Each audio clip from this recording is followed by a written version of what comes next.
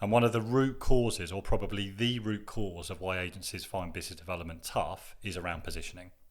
If you imagine business development as a pyramid, that kind of classic Maslow kind of hierarchy, positioning would be at its very base. It's the foundation. If you get that right, everything else that follows becomes somewhat easier. If you get it wrong, then business development inevitably, when you look and sound like everybody else, and therefore you do start to become quite commoditized, inevitably winning business you're probably going to find more difficult.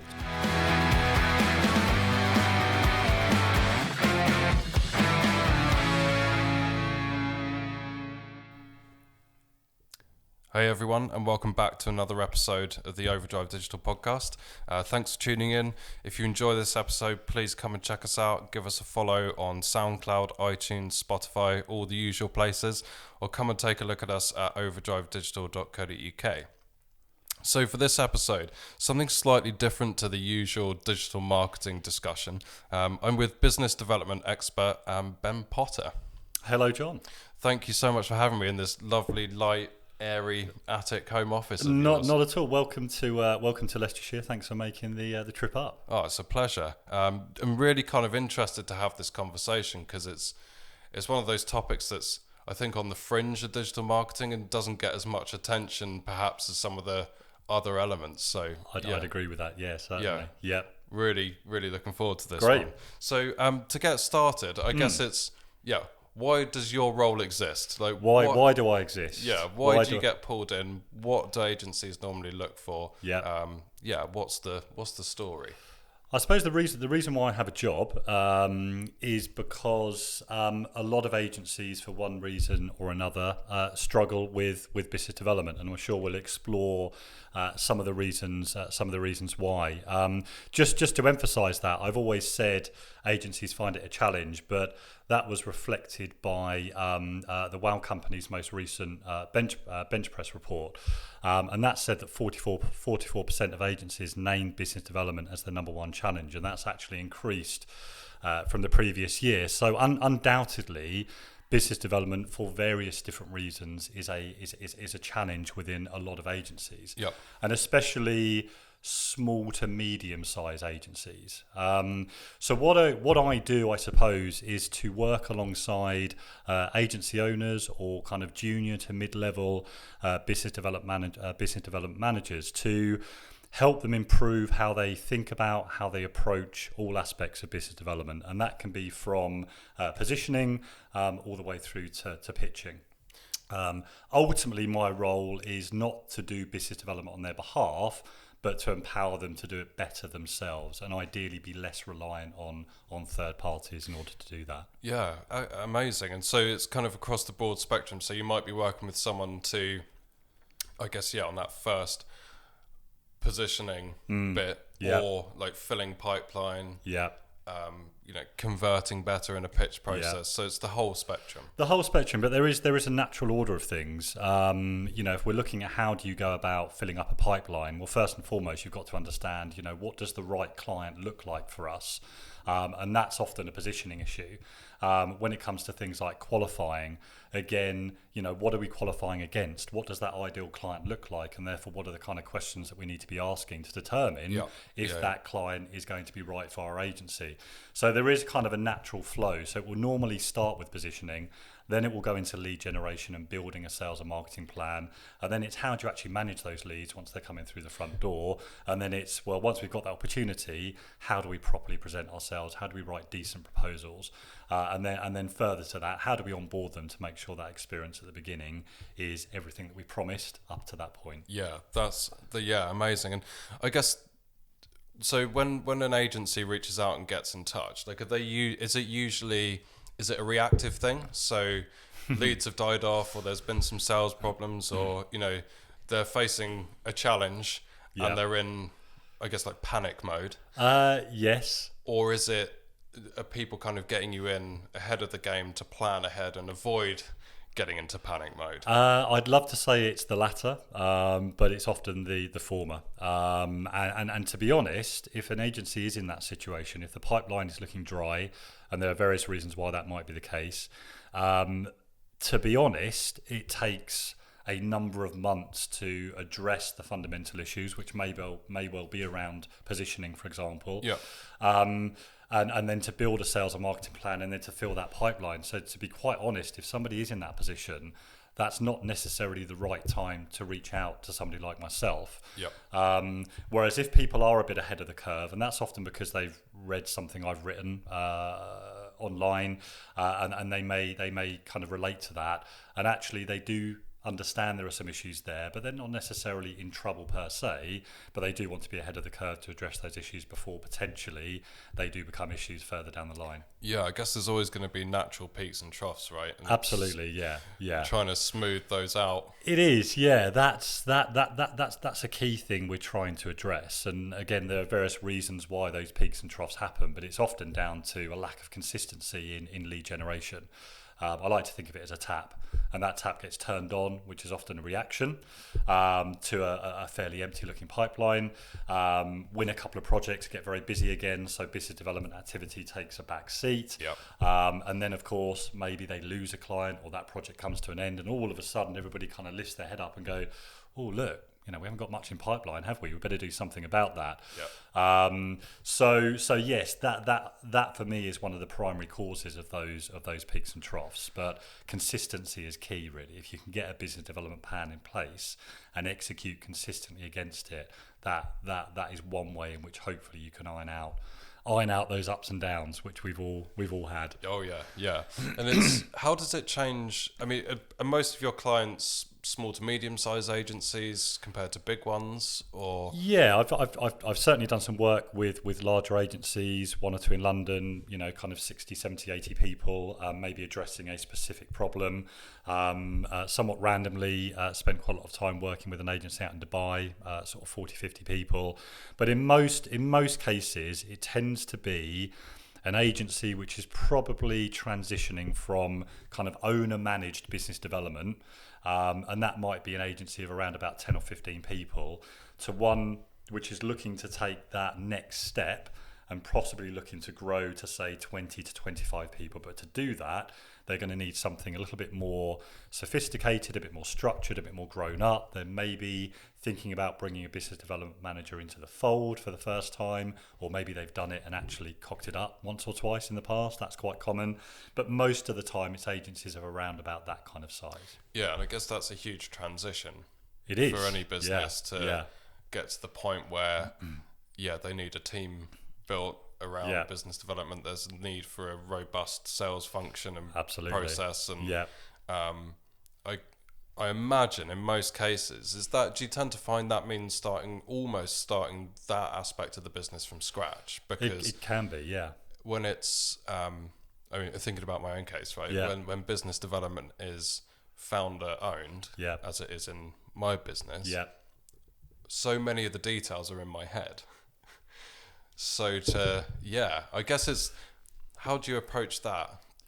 I think first and foremost, I would say it's not necessarily to take the owner out of the picture, because often they are the best person to be out there selling the agency. When it comes to the actual appointment, the pitch, etc., they know the business, they know what they stand for, they know what they're passionate about, etc., etc. So often it's about building something around them that really is about driving the right kind of quality and quantity of leads into the business, which, to be quite honest, most agency owners, you're probably an exception because you've done some business development in past roles, but most agency owners haven't done that. Business development doesn't necessarily come natural to them.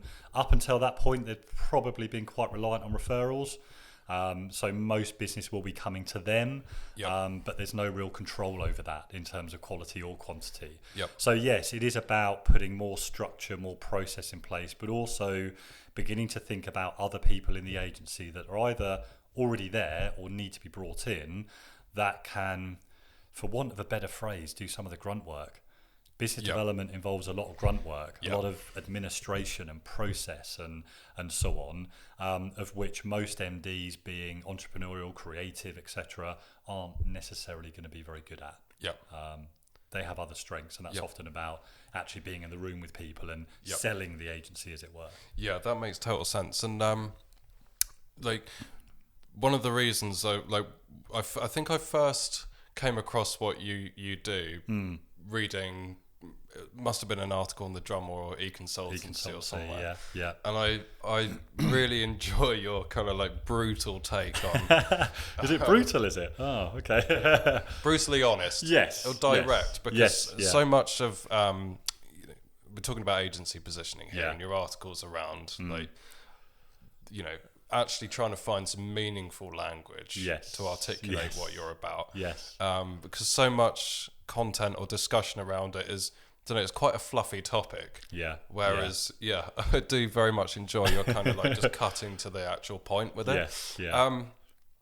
How did that kind of come about? Like, talk a little bit about agency positioning and your view on it, because it's a funny topic, really, isn't it? It's I think if you look at what I'll just take a little bit of a step back in terms of having worked with a number of agencies now. What's very interesting is that you tend to begin to see the same issues coming up again and again. And when it comes to why is business development so difficult, there are kind of 3 or 4 things that I've now noticed, having been doing this for kind of 3 or 4 years now, that are very common. And one of the root causes, or probably the root cause of why agencies find business development tough, is around positioning.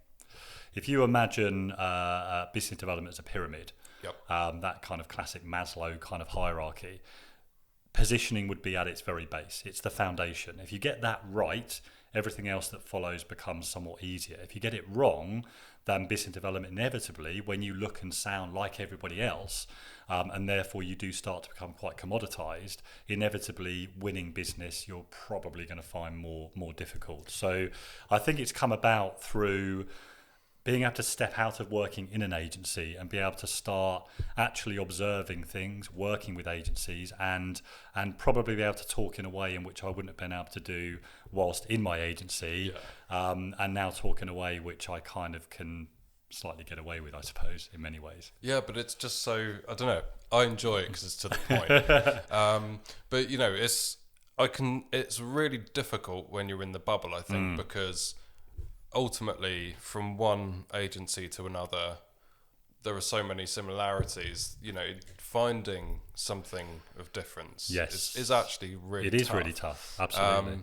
When every agency is award winning. Absolutely, yes. I think we're different because we haven't won an award yet. That's our I like that.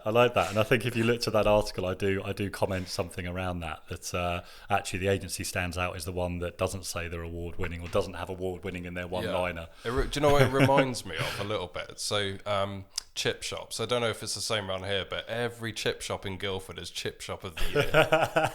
They've all got a poster on the wall. Yes. And you walk in, it's like chip shop of the year. Oh, 2001. Yes, But in all seriousness, it is really difficult. And it is, yeah. I think you mentioned there was like a follow-up article which was kind of following on and giving, right, here's what you actually need to think about, and here's some ways you can approach it. Yeah. And you were mentioning like just getting right to the core of why the business set up in the first place, and finding like a very human way of describing that. Yes. So how would an agency owner do that when they're so in the bubble? Well, I think to add to that, I do think a key part of positioning is using down to earth human language, the way in which you and I would talk now.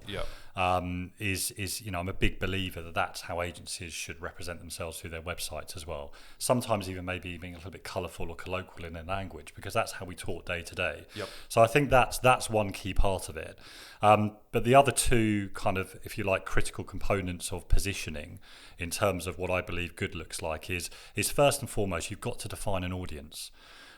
Agencies hide behind this language, and they're very good at describing what they do in terms of their services, but they're not very good at actually talking about who they specifically do those things for. If you look at a lot of agency websites, essentially what they say is we do everything for anyone, which is not good. And that's exactly why so many agencies look and sound exactly the same, and why it's so difficult from a client's point of view to choose between them. So there's that aspect which I think is key to get that right. The second part is to kind of stand for something, and Purpose is one of these, again, slightly overused words, and blame Simon Sinek for that with his Start With Why book. And I think certain agencies, there will be a strong sense of purpose. They will maybe set up because they want to work with environmental causes or businesses or charities or whatever it may be, because the owner perhaps comes from that background. It's something they firmly believe in, they're very passionate about. Yep. That for me is a strong sense of purpose. But if you talk to a lot of agencies, actually their purpose is, well, I used to work for another agency. I didn't think they were doing it very well, and I think I can do it better. That's great, and there's a sense of purpose behind that, but is that relevant to the client? Are they going to buy you just because you think the last agency you worked for was a bit crap? So I think I got quite into the whole purpose thing. Yep. And then I stepped right back from it, and now I'm probably a little bit in the middle, where it may not be necessarily about purpose, but it is about standing for something, having a point of view, having a perspective on things, and trying to attract people, companies that share a similar point of view. Yeah. So if you like, those are the three ingredients. How do you get there? You've got to be prepared to change. You've got to be prepared to say, actually, we can't just work with everyone and anyone. We've got to narrow that audience down. We've got to go and try and find a certain type of client that we enjoy working with, that works in a certain sector or whatever that may be. So there are sacrifices that need to be made to some extent. But how do you get there? You've got to workshop it. You've got to get your senior people in a room. Without this being a sales pitch, you've probably got to have somebody from outside the agency who can come in and kind of manage and run that. Yep. You've got to speak to your clients. You've got to speak to your staff. You've got to do a bit of competitor research and look at what else is going on out there, and then sort of bring all of that together. And what you should find are there sort of common themes, threads, and ideas that fall out of it. What I would also say is it should be a very organic thing. It's not something you just make up. You can't go, today we're going to be passionate about e-commerce, or we're going to be experts in e-commerce, if you haven't got that background, that credibility, because it's not going to work. You can't articulate a purpose if you don't actually have believe it. a purpose in the Absolutely. first place, right? Absolutely. So, you'll be found out. I mean, you could try, but you're quickly going to be found out, because positioning is also about internally as well. It's about your people and people that buy into that and believe that as well. You can't really fake that. You can't say we stand for this if actually you don't. You'll be found out pretty quickly from both a staff point of view and a client point of view as well. And like for newer agencies, that must be, I guess, and there will be circumstances like your example where someone is, they've set it up for, they want to do work for charities in this sector, and they're going to work on these channels, and there's just from day one there's this clear vision. Whereas other times I imagine it can just take time. So day one, it's I need to put food on the table. I need to pay the bills. I just need to get going. And then it's kind of things settle down, and there's an opportunity to actually kind of look at it and go, fine tune that. Is that a thing, or is I completely agree. I think actually there are very few agencies that start out in the way in which you describe from a charity point of view, for example, that actually from day one know exactly what they stand for, who they want to work with, what a good client looks like for them, and so on. I think that's probably an exception. I think most agencies start for reasons I described earlier, because actually they've worked for a bigger agency, they think they can do things better, and at the beginning they will probably take on almost anything and everything just to put food on the table and survive those first kind of 1, 2, 3 years. And that's exactly the journey I went on in the agency I worked with. At the beginning we worked with businesses of all shapes and sizes, mainly locally in and around Brighton. And then we got to a point where we kind of realised the kind of things that we enjoyed, the things we were, dare I use the word, passionate about, where actually we were beginning to carve out a little bit of a niche, and then we specialised after a few years. So I think that's probably the journey most would go on. So if you're starting out, don't be too worried if you don't have that real sense of purpose and direction from day one. There will be a reason why you're doing what you're doing, otherwise you wouldn't set an agency up. But you might not tick all of those positioning boxes I talked through earlier on, literally from the moment you start. Fascinating. It definitely, it just makes me think, for sure. It's actually a really, I think that's quite a good healthy exercise for anyone in any business to just probably quite, at a relatively regular interval, go like, okay, let's just sense check why we're all in the room here doing this thing. Absolutely. Has that reason changed? Yes, because it can do. Of course it can. Yeah. As we go through life, and we were talking about kids and dogs and goodness knows what earlier, what else earlier on. Life kind of takes over a bit, and the reasons why you do what you do might change a little bit, and therefore you want something different from that business compared to when you were a sprightly 25-year-old and out every weekend. So things change. Oh. The days. The only thing I would say just around positioning is just to make the point, there are exceptions. There are some very good, what I would describe as generalists that do a number of different services for clients of all shapes and sizes. But I do think they tend to be an exception to the rule, particularly if they're looking to scale and kind of grow their business. I do kind of feel there was a bit of a wave that some of those agencies were able to kind of ride a few years back, when there were probably fewer agencies around. Whilst I love to talk about this criteria for good positioning and where I think most agencies should head, as I say, there are some exceptions. Interesting. I guess in those cases they are, but to do that you have to have those genuine capabilities in the different channels that you're putting. That still has to be a genuine thing, right? You still got to be good at what you do. But the kind of agencies that come to mind have probably they now benefit from scale, from brand recognition, from resource, from having a bit of cash in the bank, and they can probably do things in a slightly different way compared to a smaller agency.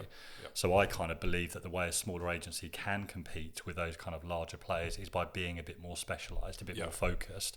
It will be very difficult as a generalist, I think, to compete with some of those larger players. Absolutely. So moving on from that, can we talk about pitching for a little bit? Oh yes. I saw LinkedIn on LinkedIn, I think last week before, you commented, shared or liked something, and it was an agency had taken out a full page ad in the Drum, saying like, we do not pitch, which is obviously a really extreme, bold, I think really great, brave as well, absolutely, ballsy move, all of the above. What's your take on pitching, and particularly for we've been talking a lot about agencies of 20, 30, 40 people. Obviously kind of there's a huge amount of work involved. It's very different from a smaller non-competitive sales opportunity. So what's your take on pitching? There has been a lot of chat across media, magazines, LinkedIn recently about the pitch process, and in many ways it being kind of broken. And I don't necessarily disagree with that. However, one of the reasons why I do what I do is because there are an awful lot of very deeply embedded processes and behaviours with respect to how agencies and clients look to work with one another. And the pitch process is, of course, a classic example of that.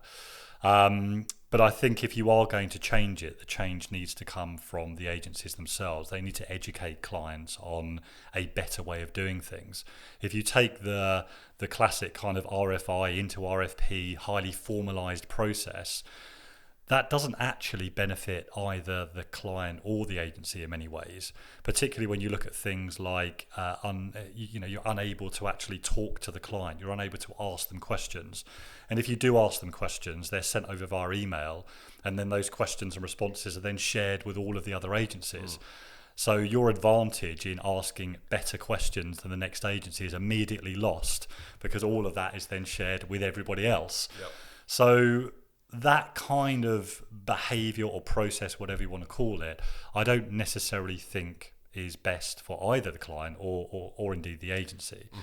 But it's not to say that the pitch process is necessarily not the right way to go in certain circumstances. It's just, can that pitch process be better? Can we improve it?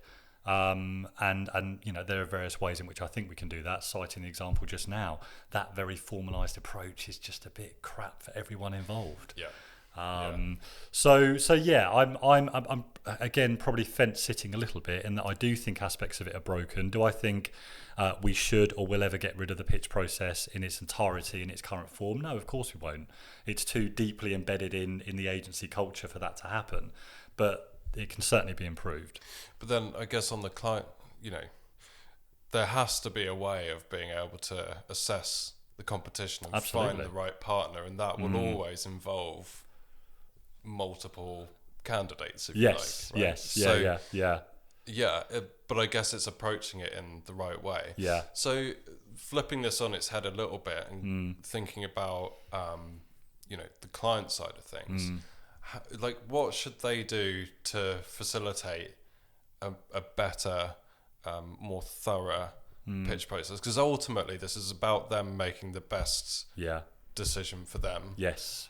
And if the best decision is made, then it's probably the best for both. Well, it should be the best for both parties. You'd hope so, right? yes. So what can clients do to make this process easier for them ultimately? Yeah, I think it has to start with research. I remember a pitch process I was involved with back at my agency with a pretty well-known high street retailer, and at the beginning of the process they had 18 agencies filling in the RFI. We went for it. We got down to the last two, but then lost it at the final hurdle. But the main point being that 18 agencies at the beginning of that process is just bonkers. How much work is that client giving themselves to trawl through 18 RFIs before they even get to a point where they're having a grown-up conversation with the agency about what they actually really need? So I think first and foremost, carry out the research. Find agencies through various online resources, through referrals, recommendations, whatever it might be, where you actually narrow it down to maybe just 3 or 4. But 3 or 4 that have demonstrated they've done or worked in your space with similar types of clients, where they've addressed similar types of challenge to the one that you have, and narrow that right down. There shouldn't be any need to get 5, 10, 15, 20 agencies involved in a pitch process. So really find those agencies that are most closely aligned to your business, where they have demonstrated working in that space. So I think first and foremost, that's the key thing. And then I think maybe second to that, and again, having seen a lot of chat around the pitch process, it's maybe looking at ways in which you can get under the bonnet of that agency without necessarily going through that more traditional pitch process. Because a pitch is just, this is the very best of our agency. It's that classic kind of, the show and tell, and you get all your best people out, your best creds, pitch decks, whatever, your best case studies. But that isn't necessarily a true reflection of how that agency actually operates day to day.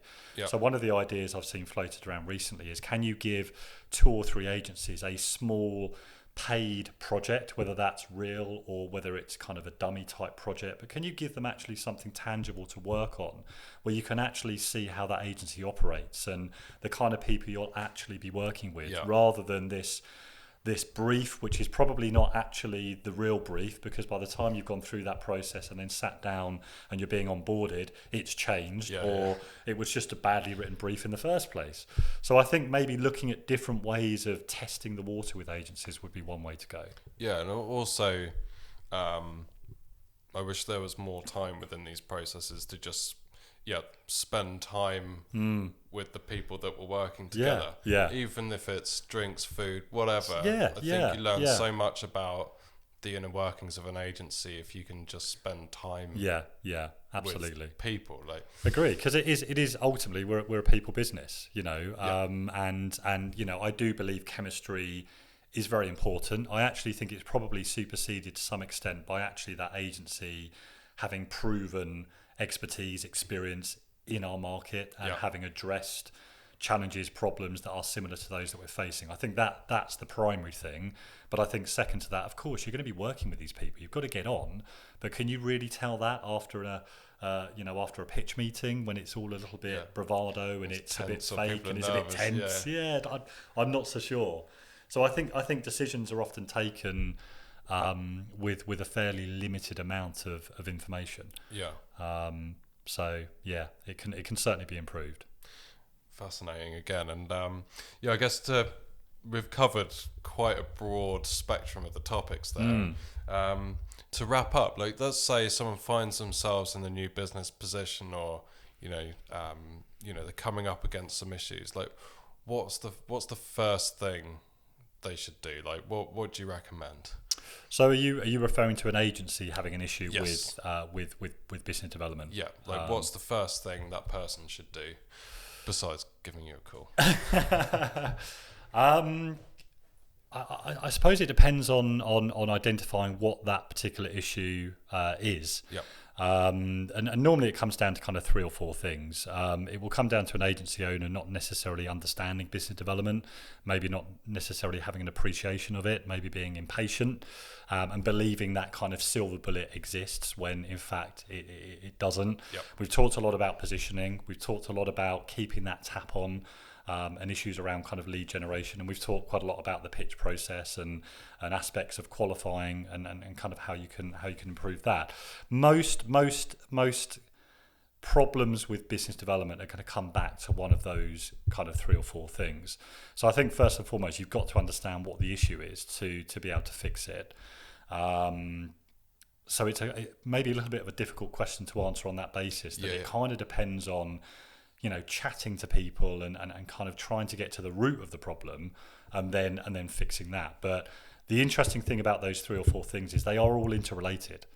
So if you're struggling with lead generation, there's a good chance that it's an issue with positioning, because you're not targeting or not attracting the right kind of people in the first place.